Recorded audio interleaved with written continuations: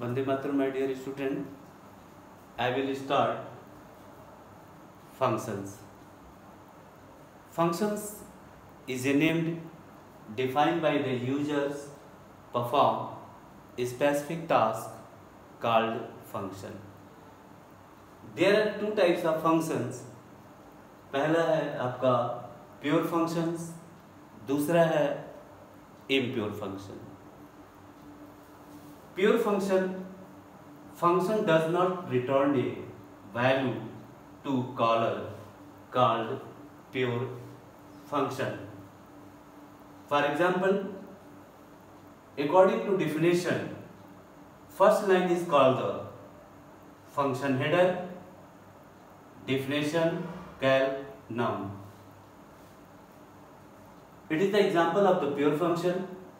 Pure function means कि does not return value, मतलब pure function जो है वैल्यू रिटर्न करता है. फॉर एग्जाम्पल के तौर पे जैसे हमने लिया कि calculate square of any number, तो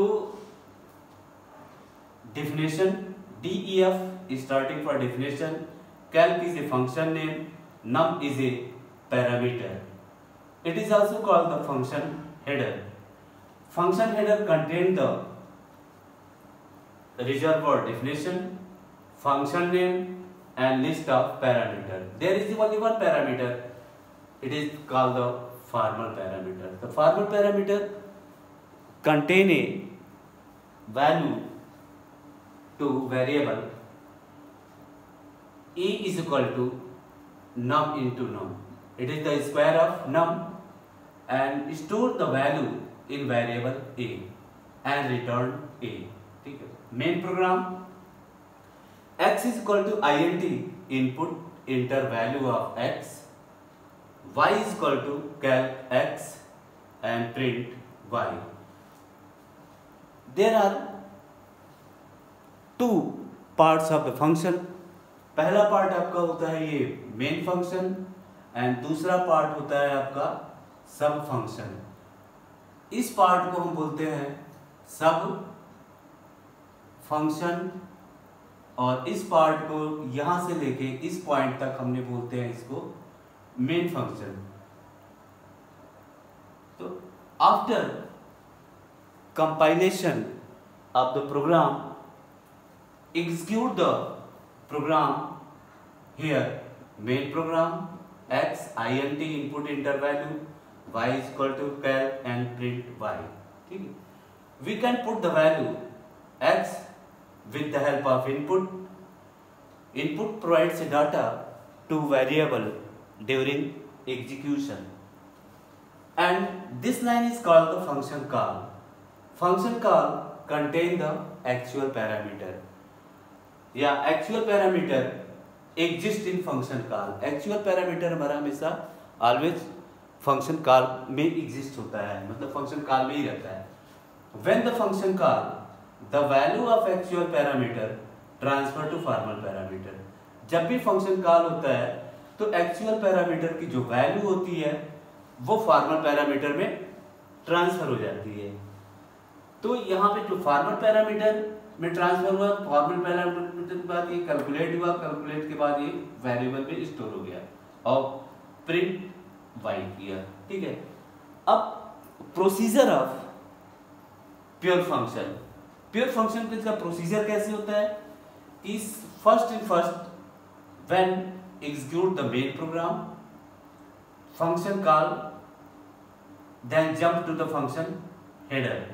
जब भी फंक्शन कॉल होगा पॉइंटर फंक्शन हेडर पे जंप करेगा और x की जो वैल्यू होगी वो नम में ट्रांसफर हो जाएगा और a is equal to num into num और रिटर्न a करेगा. ठीक है.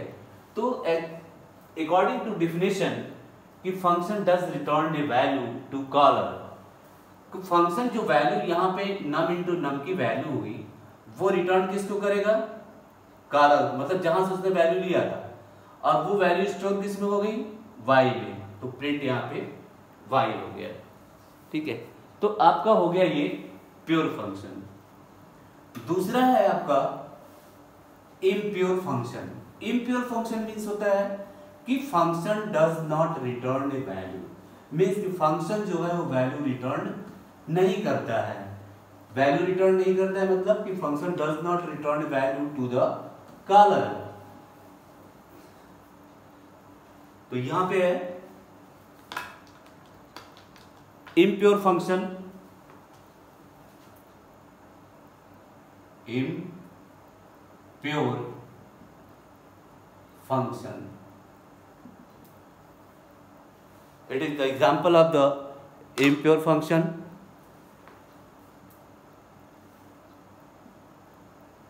Function does not return a value to the caller, called the impure function। ठीक, अब राइट ए डिफिनेशन, या हम कह सकते हैं define a function of the square of any number with the help of impure function. मतलब एक नंबर हम लें, उस नंबर का हम स्क्वायर करें और इम्प्योर फंक्शन मेथड के थ्रू करें, तो इसका कैसे हम बनाएंगे? सबसे पहले हम we can write heading of the program with the help of hash sign,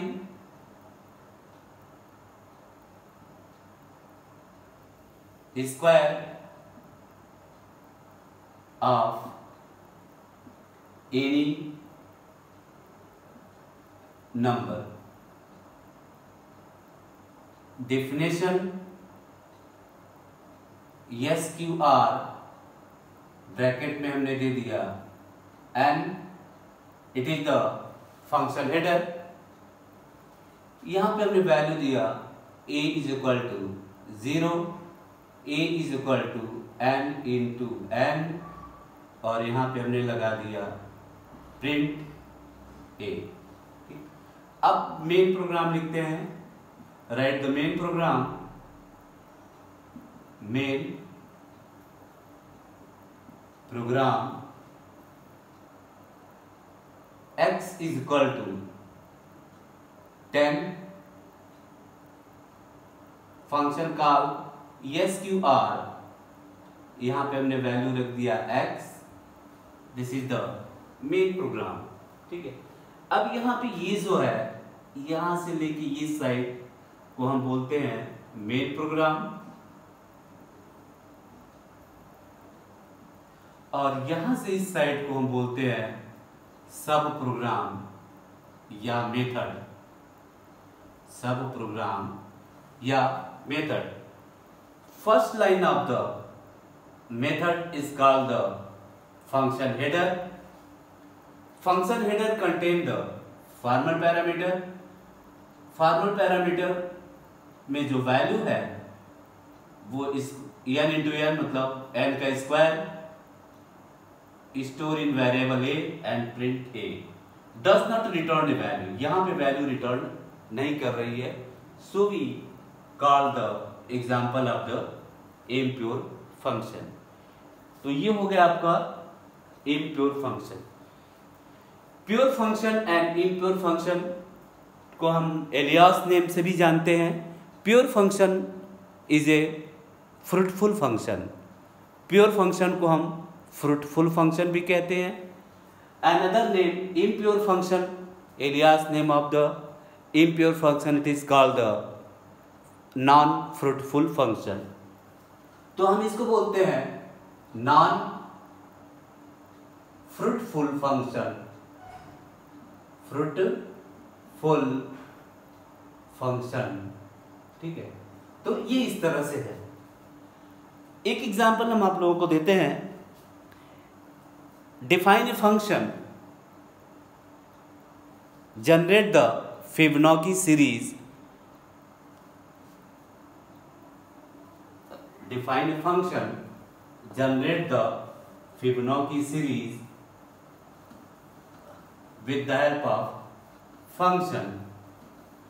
अब व्हाट इज फिबोनाची सीरीज? पहले तो हम देख सकते हैं कि फिबोनाची सीरीज होती क्या है। ठीक है, फॉर एग्जाम्पल जैसे जनरेट फर्स्ट असाइन 0 और 1, आपस में दो एडजेसेंट नंबर को अगर हम ऐड करते चले जाते हैं तो जो हमारा सीरीज जनरेट होता है it is called the Fibonacci series. इसको हम कहते हैं Fibonacci series. Fibonacci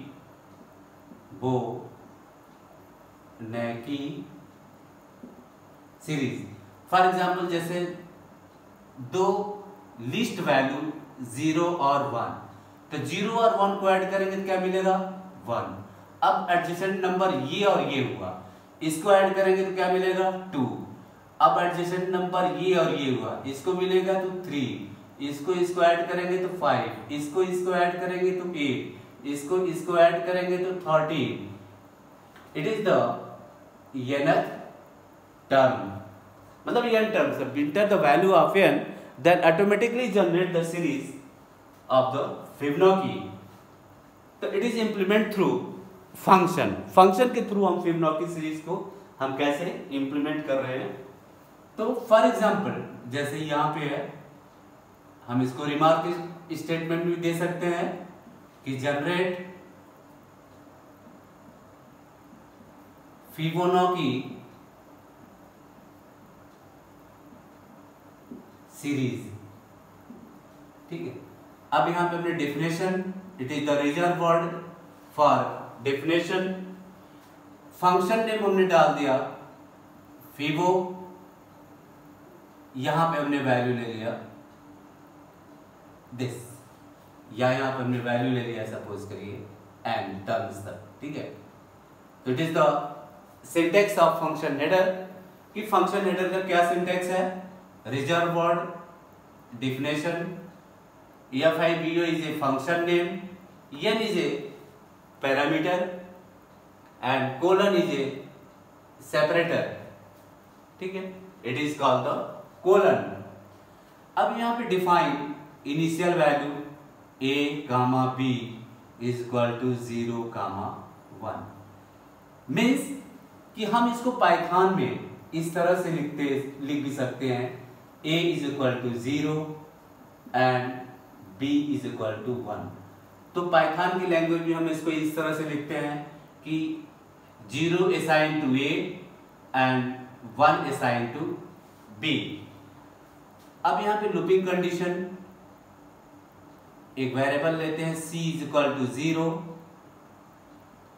for I in range 1, n plus 1। It is the looping statement. Loop will be executed when the condition is true. If the condition is false, then terminate the loop। अब यहाँ पे हमने क्या करते हैं, print a, ये it is the print format for horizontal print means कि जैसे जिस फॉर्मेट में आपका फिबोनाची सीरीज है इसी फॉर्मेट में आपकी वैल्यू प्रिंट होगी। ठीक है, अगर हमको वर्टिकली प्रिंट कराना होता तो इस तरह से लिखते हैं ओनली फॉर प्रिंट ए। ठीक है, तो ये वर्टिकली प्रिंट होता। अब यहाँ पे हमने वैल्यू दिया c is equal to a plus b, a is equal to b and b is equal to c। तो ये हो गया हमारा मेथड यहां से यहां तक, इसको बोलते हैं मेथड और सब प्रोग्राम। अब आते main program.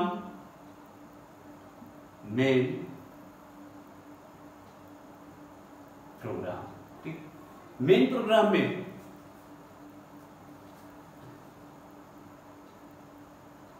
n is equal to int input enter number। अब फंक्शन कॉल फिबो, यहां पे हमने दे दिया m। तो हमारा यहाँ पे क्या हो गया, आपका मेन प्रोग्राम हो गया। After compilation of the program then execute the program. तो first execute part of the main program, second आपका part of the sub program. तो यहां पे जनरेट कैसे हो रहा है फंक्शन सीरीज को, ये हम आपको बता दें कि ड्राई रन करा के, कि अगर हम इस पॉइंट को अगर हम ड्राई रन कराते हैं, ठीक है, ड्राई रन कराते हैं, तो सबसे पहले हम n की value a i a b and c, ये हमने 3 वैल्यू ली लिया। ओके, n की वैल्यू सपोज करिए हमने दे दिया 5, n की वैल्यू हमने दे दिया 5। मेन प्रोग्राम में when the computer execute our program then demand the value of m, we can put the value m is equal to 5, मतलब m की वैल्यू हमने 5 दे दिया। This line is called the function call when the function call actual parameter transfer to formal parameter, मतलब अगर हमने यहाँ पे value 5 दे दिया तो ऑटोमेटिकली यहाँ पे इसकी वैल्यू क्या हो गई, आपकी 5 हो गई। अब यहाँ पे a बराबर 0 और b बराबर 1 है, a is equal to 0 and b is equal to 1 assigned to this format। हम यहाँ पे इस फॉर्मेट में भी लिख सकते हैं और पाइथन की लैंग्वेज में हम इसको इस फॉर्मेट में भी लिख सकते हैं, ठीक है। अब यहाँ पे c बराबर 0, it is the calculating variable. अब यहाँ पे i is equal to range 1 to n plus 1, मतलब loop is move 5 times. Loop आपका कितनी बार मूव होगा, 5 टाइम्स मूव होगा, ठीक है। तो यहाँ पे print statement, print is an output statement. तो यहाँ पे प्रिंट ए, तो प्रिंट ए का मतलब क्या हो गया कि ये वैल्यू आपकी प्रिंट हो गई ए, ठीक है। यहाँ पे हम जो टिक लगा दे रहे हैं इसका मतलब ये वैल्यू आपकी प्रिंट हो गई। c is equal to a plus b, तो a की वैल्यू क्या है 0 और b की वैल्यू क्या है 1, तो यहाँ पे c की वैल्यू आपको क्या मिल गई, 1 मिल गया। ओके, अगेन b की value transfer after calculation, b is transfer to a and c is transfer to b, मतलब b की वैल्यू a में ट्रांसफर हो गई और c की वैल्यू b में ट्रांसफर हो गई, ठीक। तो यहाँ पे वैल्यू 1 मिला और यहाँ पे वैल्यू 1 मिला, मीन्स यहाँ पे जो वैल्यू a और b की वो क्या हो गई, दोनों 1 हो गया। अगेन लूप मूव हुआ सेकेंड टाइम्स। जब सेकेंड टाइम्स लूप मूव हुआ तो फिर प्रिंट a किया, a मतलब ये 1 किया, 1 के बाद फिर c is equal to a plus b, मतलब 1 प्लस 1 बराबर ये वैल्यू आपकी हो गई 2 हो गया। फिर b की वैल्यू a में ट्रांसफर हो गया, b की वैल्यू a में ट्रांसफर हो गया, c की वैल्यू b में ट्रांसफर हो गया।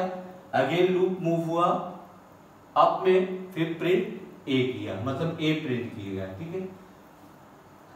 अब आइए फिर c is equal to a plus b, तो a प्लस बी, तो यहाँ पे वैल्यू क्या मिल गई हमको 3 मिल गया, ठीक है।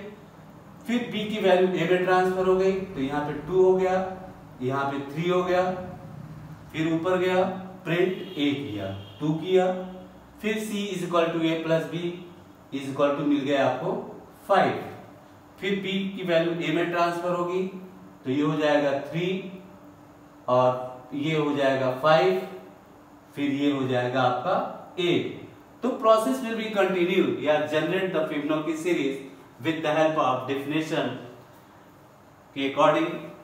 ये आपका सीरीज जो है 5 टाइम्स तक जनरेट हुआ, तो 5 टाइम्स मतलब कि यहाँ ए से काउंट करेंगे तो ये 1 2 3 4 5, मतलब जो सीरीज हमने प्रोग्राम में दिया था कि अगर n की वैल्यू 5 रखें तो 0 1 1 2 and 3 and so on, इस तरह से it is called the Fibonacci series with the help of function। दूसरा है सीरीज, एक हम नॉर्मल में लेते हैं, कोई सीरीज देते हैं कि define function for Armstrong number.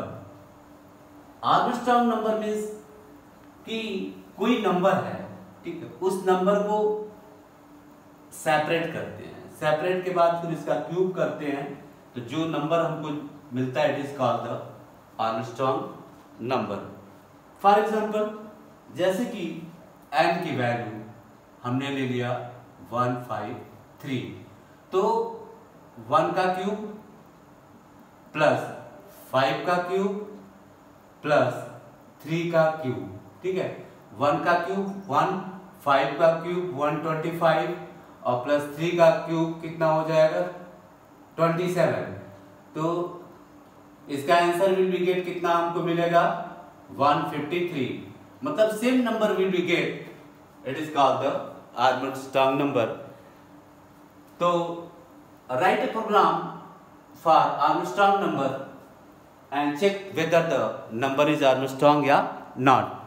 मतलब कि ये प्रोग्राम होता है कि write a program check the number is Armstrong और नॉट। तो इसके लिए हमने डिफिनेशन इस तरह से हम शो करते हैं। फॉर एग्जाम्पल के तौर पे it is the remarkable statement, check number is Armstrong और नॉट। अब यहां पे हमने कोई डेफिनेशन प्रिपेयर किया, फंक्शन का नाम रख दिया ARM एंड अब यहां पे यस बराबर 0, एक वेरिएबल ले लिया num is equal to n। अब यहां पे हमने लूप चलाया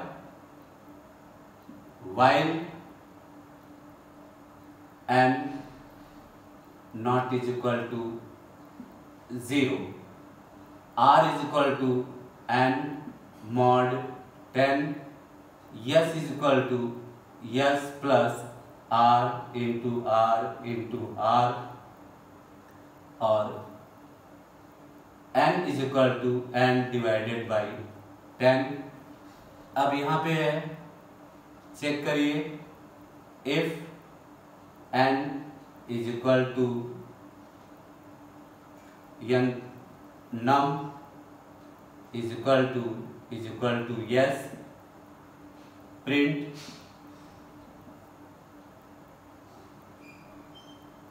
num is a Armstrong number, else print num is a not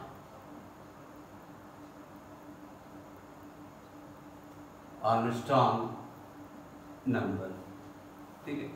तो it is the method of Armstrong number. अब राइट मेन प्रोग्राम,